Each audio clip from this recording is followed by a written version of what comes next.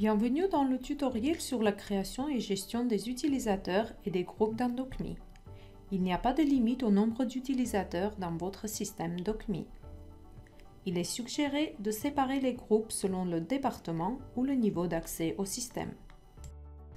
Il existe deux façons d'accéder au portail de gestion des utilisateurs et des groupes.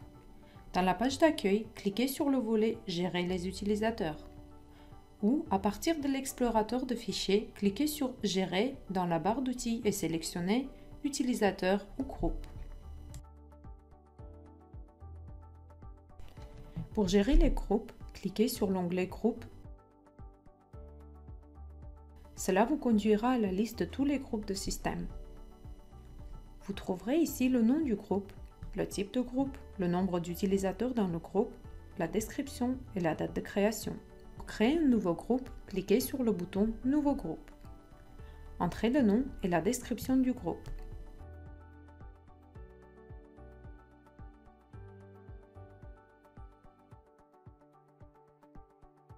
Pour ajouter des utilisateurs au groupe, cliquez sur le bouton « Plus » à côté du nom d'utilisateur dans la liste.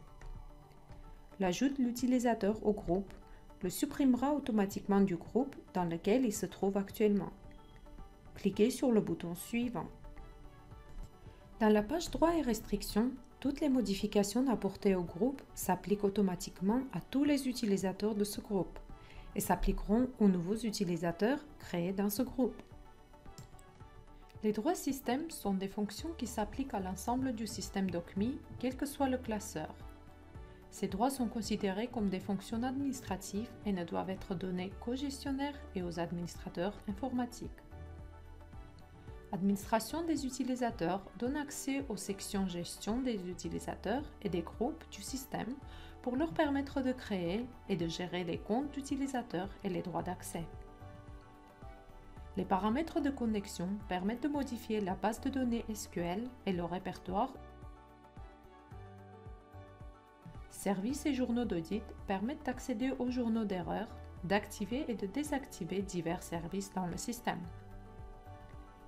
Les deux dernières options contrôlent la fonction de création de nouveaux classeurs et de suppression de classeurs existants dans le système.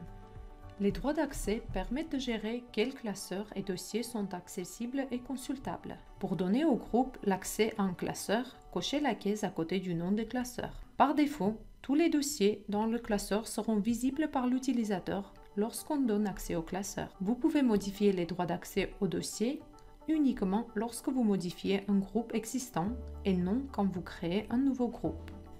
Les droits de fonction gèrent les fonctions que l'utilisateur est autorisé à utiliser à l'intérieur de chaque classeur. Une fois que vous avez sélectionné un classeur dans la section droits d'accès, sur le côté droit, vous verrez une liste de droits de fonction.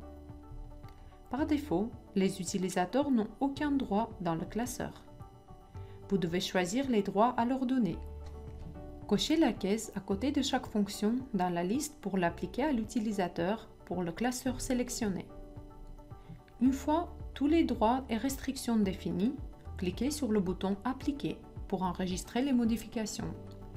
La création du nouveau groupe est maintenant terminée. Pour modifier les droits ou les informations d'un groupe existant, cliquez sur le bouton « Crayon » dans la ligne d'information du groupe. Vous pouvez modifier le nom et la description du groupe.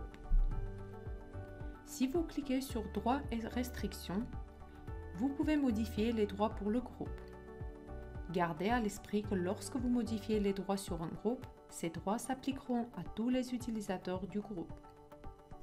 Pour autoriser l'accès au dossier aux utilisateurs du groupe, cliquez sur le lien « Dossier » affiché sous les droits d'accès à côté du classeur déjà sélectionné.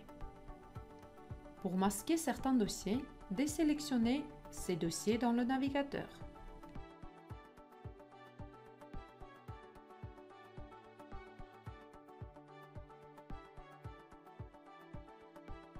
Lorsqu'un dossier est désélectionné, tous les sous-dossiers seront ainsi masqués pour les utilisateurs. Lorsqu'un dossier est sélectionné, tous les sous-dossiers seront visibles à moins que vous ne parcouriez et désélectionnez les sous-dossiers individuellement. Toutes les sélections effectuées dans ce navigateur de dossier seront immédiatement enregistrées et ne peuvent pas être annulées. Une fois terminé, cliquez sur le bouton Fermer pour revenir aux droits et restrictions. Pour supprimer un groupe du système, dans la fenêtre Gérer le groupe, cliquez sur le bouton Corbeille dans la ligne d'information Utilisateur. Vous serez invité à confirmer car la suppression sera permanente. Vous ne pouvez pas supprimer un groupe s'il y a des utilisateurs affectés à ce groupe. Vous devez d'abord réaffecter les utilisateurs en groupes différents. Si vous avez beaucoup de groupes dans DocMe, vous pouvez trouver celui dont vous avez besoin en utilisant la barre de recherche. Sélectionnez les filtres, tous les champs, le nom du groupe ou la description. Le plus commun est de rechercher tous les champs. Tapez la valeur à rechercher et cliquez sur le bouton Rechercher. Cette liste de groupes sera filtrée pour afficher uniquement celles qui correspondent à vos critères. Pour voir la liste de tous les groupes, cliquez sur le bouton Effacer. Pour gérer les utilisateurs, cliquez sur l'onglet Utilisateurs sous la section Gérer. Cela vous conduira à la liste de tous les utilisateurs du système. Vous trouverez le nom d'utilisateur ou l'identifiant, le nom complet, s'ils sont actifs ou inactifs, le groupe auquel chaque utilisateur est affecté et l'adresse email. Pour créer un nouvel utilisateur, cliquez sur le bouton Nouvel utilisateur. Entrez le nom d'utilisateur. C'est avec ce nom qu'ils vont s'identifier et se connecter au système. Ensuite, entrez le nom complet, l'adresse email et sélectionnez le groupe auquel l'utilisateur doit être affecté. Cliquez sur le bouton Suivant.